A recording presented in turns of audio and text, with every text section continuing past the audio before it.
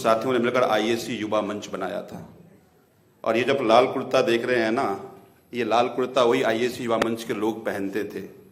और उसका खौफ ऐसा था पुलिस में कि अगर हम 50 हों तो पुलिस वाले 500 जमा हो जाते थे।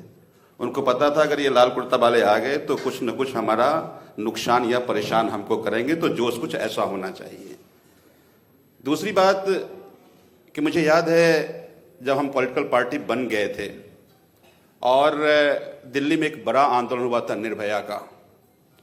तो जब निर्भया का आंदोलन हुआ तो उसमें चूंकि हम लोग लीड तो कर रहे थे, बाद में ये चर्चा हुई कि पॉलिटिकल पार्टी हिस्सा नहीं लेगा।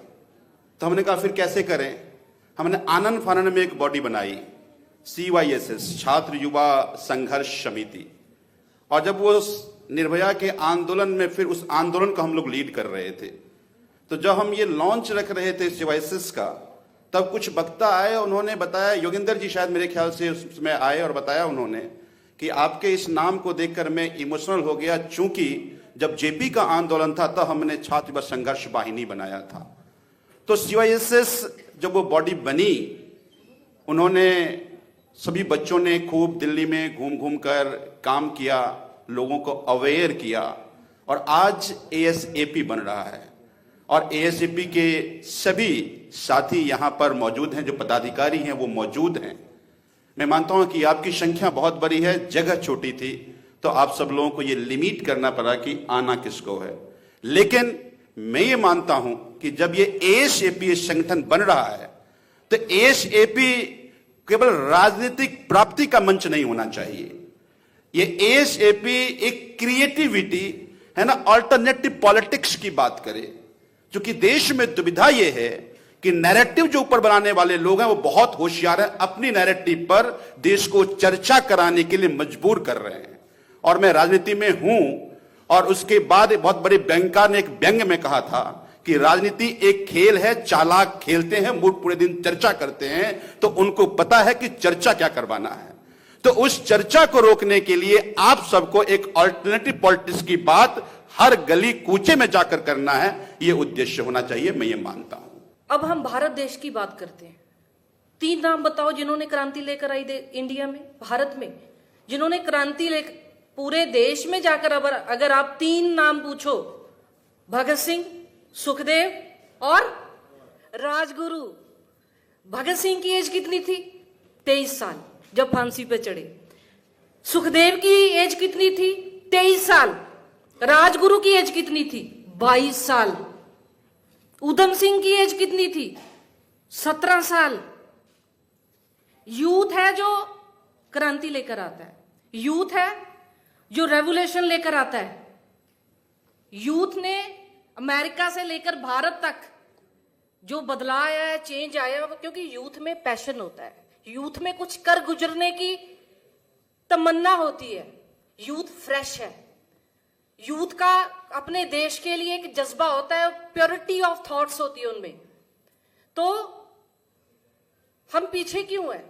भारत कितना टाइम हो गया, कितना समय निकल गया आजादी के बाद, पीछे क्यों है? क्योंकि आज पॉलिटिशियन 50+ जिनकी एज है उनको टारगेट कर रहा है, क्योंकि ये वोट देने जाता है।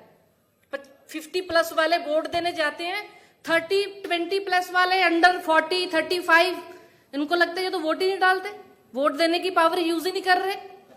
यही बात है कि हम वोट नहीं देते और यूथ की बात नहीं करता कोई भी। पूरे देश में Arvind Kejriwal ji is the first politician जिन्होंने यूथ को आगे लेकर आए। उसके सबूत मैं अभी आपको दूंगी। पहला सबूत मैं खड़ी हूं, 29 साल की उम्र में मुझे यूथ प्रेसिडेंट बनाया गया, पहली महिला।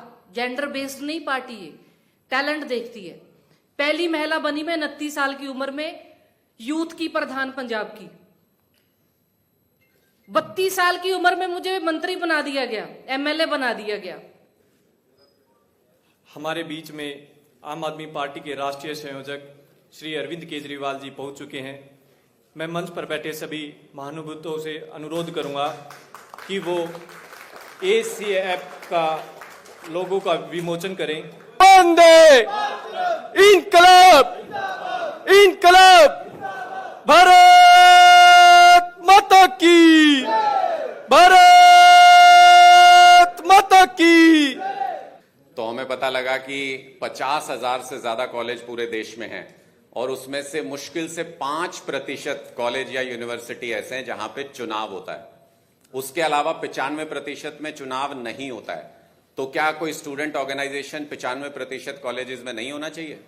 स्टूडेंट ऑर्गेनाइजेशन का मतलब है कि सोशल वर्क से अपने आप को जोड़ना, देश से अपने आप को जोड़ना, देश की डेमोक्रेसी को समझना, ताकि आगे चल के हम अच्छे नागरिक बन सकें और डेमोक्रेसी में कंट्रीब्यूट कर सकें। मैं उम्मीद करता हूं कि एसेप जो आज एक नई शुरुआत हुई है वो इन सारे मकसद को कामयाब करने के लिए पूरी मेहनत करेगी और उन लक्ष्यों को हासिल करने का प्रयास करेंगे अरविंद केजरीवाल जी के नेतृत्व में। बहुत बहुत धन्यवाद आपसे। और हमारी कोशिश ये रहेगी कि हम आपको जितना सपोर्ट कर सकते हैं सपोर्ट करें दिल्ली में और अन्य राज्यों के अंदर, ताकि एक स्टूडेंट्स का ऐसा प्लेटफॉर्म फोरम तैयार हो जहाँ पे स्टूडेंट्स के मन में जो भी देशभक्ति की भावना है, देश के लिए समाज के लिए कुछ करने की भावना है, उसको उस एनर्जी को, उस रॉ एनर्जी को हम लोग चैनलाइज कर सकें। आप लोग आगे रहेंगे इसके अंदर, हम लोग आपकी मदद के लिए पीछे रहेंगे। कोशिश ये है कि स्टूडेंट्स जो हैं इसका पूरा का पूरा नेतृत्व करें और अपनी तरीके से इस ऑर्गेनाइजेशन को चलाएं। और इसीलिए हमने स्टूडेंट्स ही लोगों को चुना है कि वो ही इस पूरे के पूरे प्रोग्राम को एंकर करें। तो आपको बहुत सारी चीज़ें दिख रही होंगी कि ये हमारे पार्टी के कन्वेंशनल प्रोग्राम से थोड़ा अलग है, बिकॉज हमने ये जिम्मेदारी भी स्टूडेंट्स को दी कि भाई कैसे स्टेज मैनेज होगा, क्या एंकरिंग किस तरह से करेंगे, क्या ऑर्डर होगा। तो इसके अंदर जो रॉनेस है इस प्रोग्राम के अंदर, वो इसलिए है कि हमने स्टूडेंट्स की एनर्जी को, रॉ एनर्जी को इसमें चैनलाइज करने की कोशिश की है। हमारे मीडिया के बहुत सारे बंधु इसके अंदर आए हैं, मैं उनका भी बहुत बहुत धन्यवाद करता हूँ। Thank you so much. ASAP association of students for alternative politics, इसकी शुरुआत हम कर रहे हैं और मुझे खुशी इस बात की है कि जैसे इसका नाम है, आज भी मैं अनुराग भाई से आते हम बात कर रहे थे कि अल्टरनेटिव पॉलिटिक्स, जितने आज आप मेरे सामने साथी बैठे हैं इस बात से सहमत होंगे कि हमारे देश की जो पॉलिटिक्स, जो कॉम्प्रोमाइज, जो सेटलमेंट की पॉलिटिक्स, कि मैं आऊँगा मुझे मत कुछ कहना, जब आप आएंगे तो मैं आपको कुछ नहीं कहूँगा। अगर उस पॉलिटिक्स के अगेंस्ट किसी ने कोई अल्टरनेटिव दिया और लकीर खींचकर पॉलिटिक्स की, तो वो अरविंद केजरीवाल जी हैं, जिन्होंने पूरे देश में एक नई पॉलिटिक्स की शुरुआत की, जो भाई भतीजाबाद की पॉलिटिक्स थी कि जी मंत्री का बेटा MLA बनेगा, मंत्री का बेटा चेयरमैन बनेगा, उसको खत्म किया। और उसकी सबसे बड़ी उदाहरण, जैसे अनमोल ने कहा, मैं, अनमोल और मेरे जैसे कितने ही दिल्ली में, पंजाब में, गुजरात में युवा हैं जिनका कोई पॉलिटिकल बैकग्राउंड नहीं था, जिनको मौका दिया और विधानसभा से लेकर लोकसभा तक पहुंचे। तो आप जितने युवा यहाँ मौजूद है, जितने उपस्थित हैं, जितने सुन रहे हैं, मैं आप सभी से कहूंगा कि जैसे अनुराग भाई ने कहा, जरूरी नहीं कि हमें मेन स्ट्रीम पॉलिटिक्स में आना है, MLA बनना है, MC बनना है, MP बनना है। आज सबसे बड़ी जरूरत है कि युवा देश का पॉलिटिक्स में इंटरेस्ट ले। सिर्फ उस शब्द का मतलब कि डेमोक्रेसी शब्द का मतलब क्या है। फ्रीडम स्ट्रगल हुआ, गांधी जी का इतना बड़ा रोल रहा फ्रीडम स्ट्रगल में, लड़ाई करते हुए वो कहीं नहीं दिख रहे।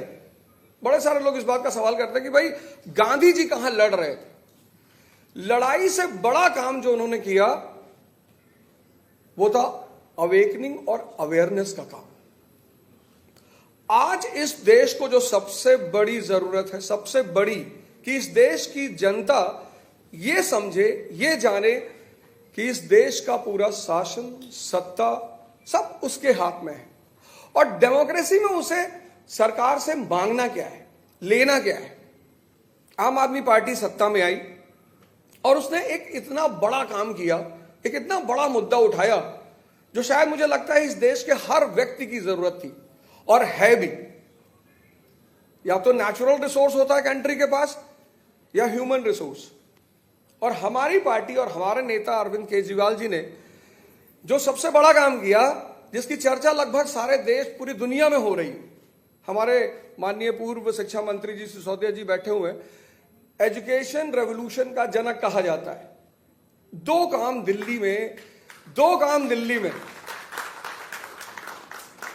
एक एजुकेशन, एक हेल्थ। इन दोनों काम को दिल्ली गवर्नमेंट ने इतना जबरदस्त तरीके से प्रमोट किया, जिसका मेन उद्देश्य था कि ह्यूमन रिसोर्स को स्ट्रांग बनाया जाए। एक नई सोच के साथ, एक नए विजन के साथ अपना स्टूडेंट विंग लॉन्च कर रही है ASAP के नाम से। इसमें ASAP में दो बड़ी खूबसूरत चीजें हैं। अगर इसके पूरे नाम को देखो तो इसमें अल्टरनेटिव पॉलिटिक्स है। मकसद साफ है कि आम आदमी पार्टी जो अल्टरनेटिव पॉलिटिक्स करने आई है, हमारा स्टूडेंट विंग भी वही करेगा, अल्टरनेटिव पॉलिटिक्स की बात करेगा। उसका जिक्र मुझसे पहले कई सारे साथियों ने किया,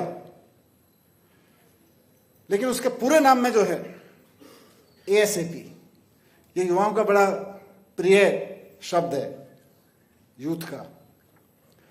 और थोड़ा सा डिस्टेंस से देखो तो आज देश में जो भी पॉलिसी रिफॉर्म की जरूरत है, जो भी सुधारों की जरूरत है, जो भी पॉलिटिकल रिफॉर्म की जरूरत है, जहां भी खड़ो के आप देखो अल्टरनेटिव पॉलिटिक्स की जरूरत है, वो है तो ASAP। वी आर लेट, हम लेट हो गए हैं, बहुत सारी चीजों में लेट हो गए हैं। अरविंद जी हमेशा कहते हैं कि यार ऐसा कैसे हो गया कि आजादी के 75 साल तक किसी एक राज्य में एक भी सरकार ऐसी नहीं हुई, एक भी टर्म के लिए, जो केवल और केवल अपने आप को एजुकेशन में झोंक दे। ASAP, लेट हो गए। तो ASAP का नाम सिर्फ हमें थोड़ा ठंडे दिमाग से सोचेंगे तो अल्टरनेटिव पॉलिटिक्स के लिए हमेशा सोचने के लिए मजबूर करता रहेगा। लेकिन जब जब हम इस नाम को सोचेंगे, और खासतौर से मैं स्टूडेंट्स को कहना चाहता हूं, ये आपको बताएगा कि समय नहीं है, और समय वाकई नहीं है। एक ऐसे समय में जब दुनिया की बहुत सारे कंट्रीज, दुनिया के बहुत सारे देशों में आज नर्सरी केजी के बच्चों को AI के माध्यम से 1-to-1 मार्किंग करके उनकी ग्रोथ देखी जा रही है, वैसे में हम, और बताइएगा अगर मैं गलत बोल रहा हूं, आप स्टूडेंट्स हैं आज के दौर में, अभी थोड़े दिन पहले स्कूल से निकल के आए होंगे अधिकतर लोग।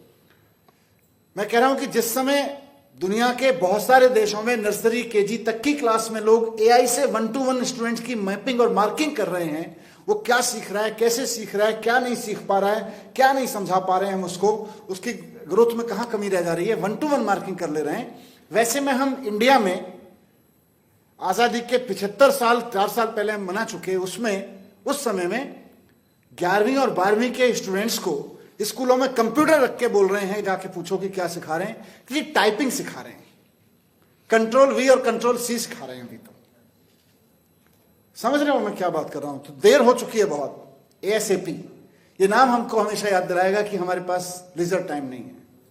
आप लोगों के बीच में, युवाओं के बीच में आज आके बहुत अच्छा लग रहा है। अभी बताया गया कि यहाँ पे Delhi university, IIP university, Haryana से, पंजाब यूनिवर्सिटी से और भी कई जगह से, गुजरात से कई युवा साथी, कई स्टूडेंट्स रिप्रेजेंटेटिव्स आए हुए हैं।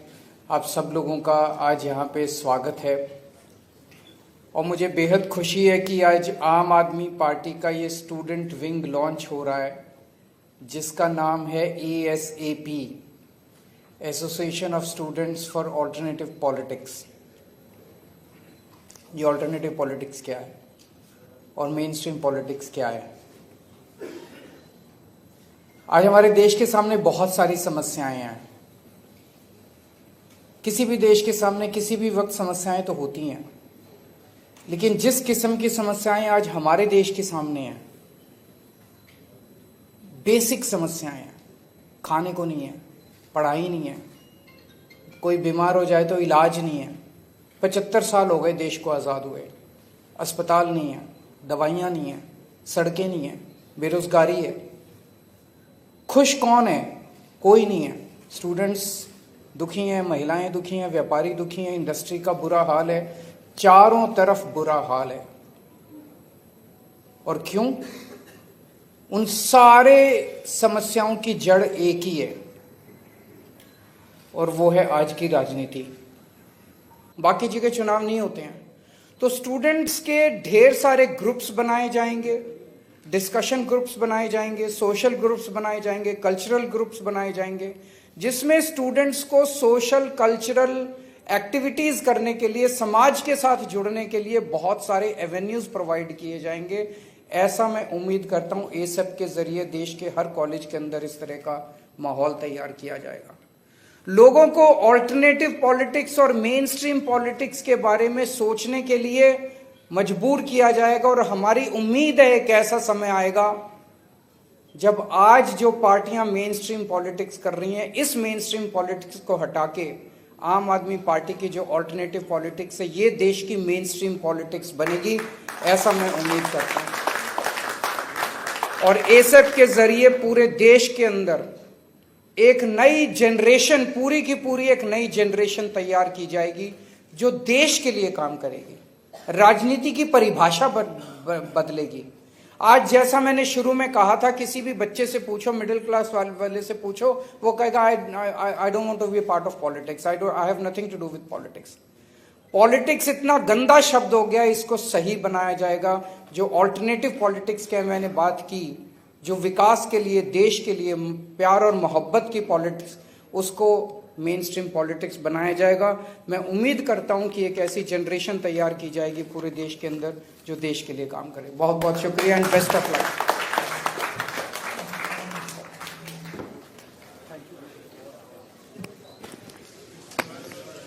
धन्यवाद अरविंद जी।